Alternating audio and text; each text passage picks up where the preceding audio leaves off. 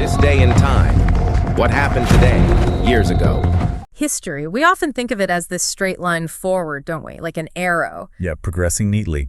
But what if the sources actually show something else? What if history is full of these huge breakdowns, these moments of total collapse? And what if those collapses aren't just endings? Exactly. What if they're somehow the messy, fertile ground for brand new starts? That's a really fascinating pattern, and it's what we're diving into today. We've gathered a bunch of sources, articles, research, historical accounts, and our mission is to pull out the insights that show this surprising idea. How destruction can actually pave the way for something completely new, something lasting. Right. We're going to look at this through three really different situations, three kinds of collapse and maybe rebirth. Okay, what do we got? Well, first, the physical destruction of an ancient city. Total obliteration. Okay. Then we'll jump to the 20th century, an empire's ideals crumbling from the inside out. A different kind of collapse entirely. An ideological one. Precisely.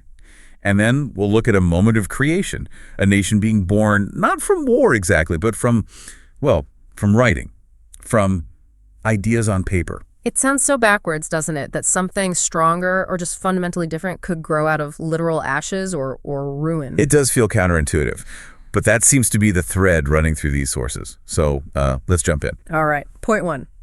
The sources pull us right into maybe the most famous physical collapse story ever. Troy. Ah, yes, the Trojan horse. Exactly.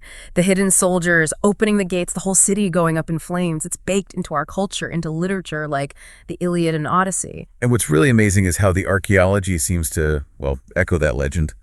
The digs at Hisarlik in modern Turkey, they found layers upon layers of cities. Multiple Troys. Multiple Troys. And one specific layer, Troy the Athia, it shows clear signs of a massive fire of violent destruction. And the dating on that? The archaeology puts it around 1190 to 1180 BC, which is, it's pretty striking. Because the ancient historian Eratosthenes, writing centuries later, he calculated the fall of Troy to 1184 BC. Wow. Okay, that's incredibly close for something so far back. The sources must highlight that alignment. They do. It suggests there's a real historical core to the epic stories. But Troy's fall wasn't just about one city burning. Right. The sources frame it as more symbolic. Yeah, it represented the end of a whole world, really. The late Bronze Age world. Think powerful palace economies, warrior kings, a society built on hierarchy, honor, bloodlines. That whole system kind of goes up in smoke with Troy. In a way, yes. And the sources are clear. This wasn't just Troy. It was part of a much wider crisis hitting the whole Eastern Mediterranean. The late Bronze Age collapse. I've heard of that. Exactly. The sources point to a perfect storm of factors. Climate change causing food shortages, maybe famine. Okay. Mass migrations, people moving around displaced. Sure. And these mysterious invaders called the Sea Peoples turning up. Sea Peoples sounds ominous. It seems like these complex, centralized Bronze Age kingdoms, Mycenaeans, Hittites, even parts of Egypt, were surprisingly fragile. Troy might have been one of the first big dominoes to fall in this wider collapse. So what happened right after, in Greece specifically? Well, the sources describe it as pretty grim. A Greek dark age that lasted something like 400 years. 4 centuries. What did that look like? Writing basically vanished. The big palace centers were abandoned. Populations dropped off. It's like the lights went out on recorded history for a while. That sounds like just an ending, a complete loss. It certainly looks that way initially, but here's the pivot the sources make. It wasn't just an ending. That void, that lack of the old top-down power structures, it created space. Space for what? For something completely different to eventually emerge. Not a return of the old warrior kings. But the rise of the independent city-states, the polis, like Athens and Sparta. Exactly. Yeah. During that dark age, communities had to figure things out locally, from the ground up. It was tough, no doubt, but that decentralization, the material suggests, allowed for new ways of organizing society. And that eventually leads to democracy, philosophy. Centuries later, yes. Things like democracy in Athens, philosophy, drama. The sources argue these foundations of what we often call Western thought, focused on reason, citizenship, questioning things, could only really arise after that old hierarchical Bronze Age world had completely collapsed. So the total physical destruction followed by a dark age paradoxically cleared the ground for a radically new way of thinking and living. That's the argument emerging from the Troy example, a phoenix from the ashes, but it took a very long time. Okay, let's shift gears now. Fast forward quite a bit and look at a collapse that wasn't about invaders or fire. It was internal. Right. The sources take us into the Soviet Union, specifically 1937, the height of Stalin's Great Purge. This wasn't a war then. No external enemy. This was the state systematically turning on its own people. Mass arrests, show trials, executions, millions sent to the Gulag prison camps. It was immense. Driven by Stalin himself. Yes. The sources mention specific orders, like Decree 00447. It called for rounding up anti-Soviet elements. But that label was incredibly vague. Meaning it could be applied to almost anyone. Pretty much. The target list in the sources is just chilling. Old Bolsheviks who'd been part of the revolution. Lenin's comrades. Some of them, yes. Top Red Army generals, famous writers, scientists, but also just ordinary workers, farmers, people from certain ethnic minorities. Anyone can fall under suspicion. Denunciations were encouraged. But wasn't the Soviet Union trying to project this image of strength and unity to the world at the time, industrializing rapidly? Absolutely. That was the external picture. Yeah. Internally, though, the sources paint a picture of pervasive fear, paranoia, a society eating itself. So what actually collapsed here? Wasn't territory or buildings? It was belief. It was the ideals of the 1917 revolution, that original vision of a classless society of workers and peasants in control based on comradeship. That just disintegrated. It was replaced, the sources argue, by suspicion, by terror. Ideology became empty slogans. Survival depended on absolute, unquestioning loyalty to Stalin.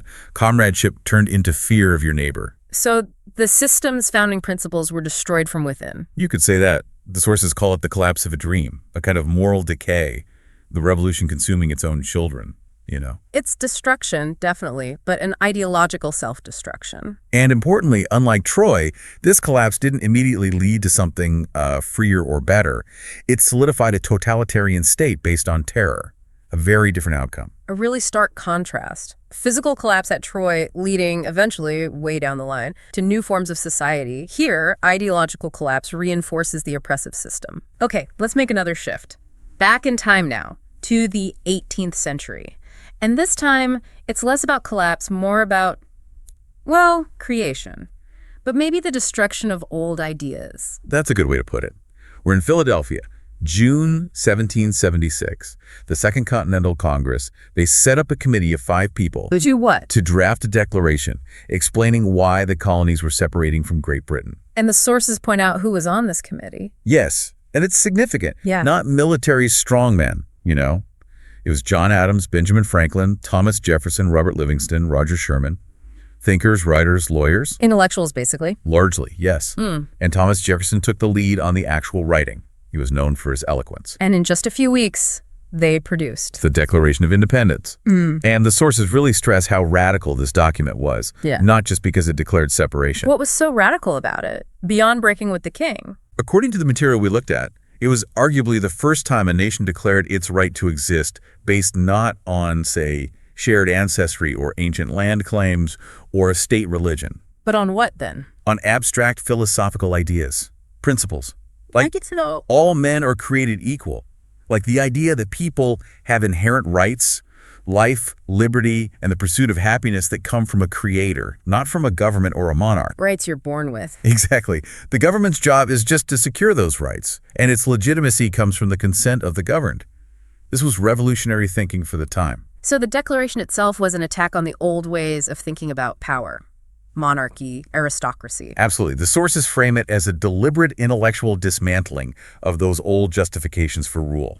It was clearing away old ideas to make space for something entirely new. A nation founded on principles, on paper. And the sources note the huge impact this had globally. It wasn't just about America. It inspired revolutions in France, movements to abolish slavery, civil rights struggles, independence movements in colonies all over the world. Because it offered a blueprint, a new justification for self-rule. Exactly.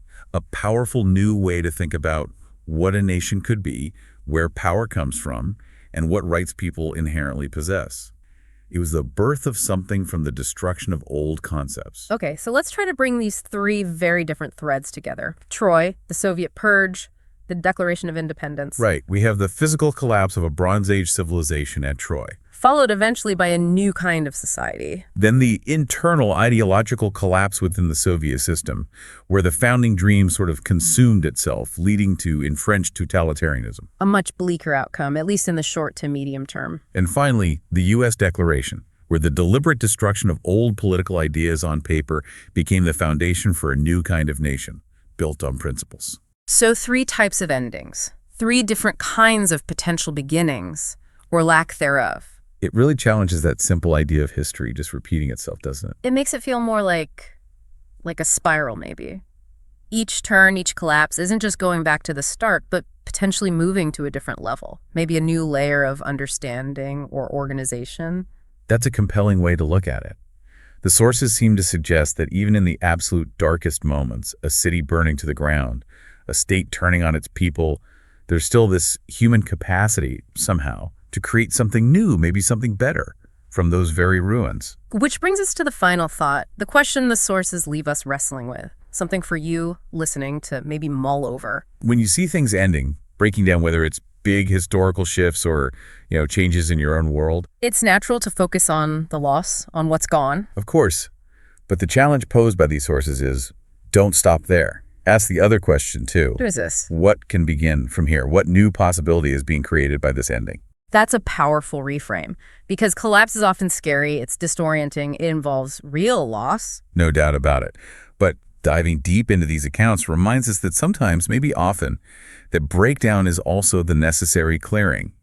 It's the ground becoming fertile again for something unexpected. Looking closely like this shows that the end, well, maybe it isn't always just the end. Sometimes it's the radical, messy, maybe even painful start of something entirely new. What will begin from here? Thanks for watching. Like, subscribe, and ring that bell for more history daily.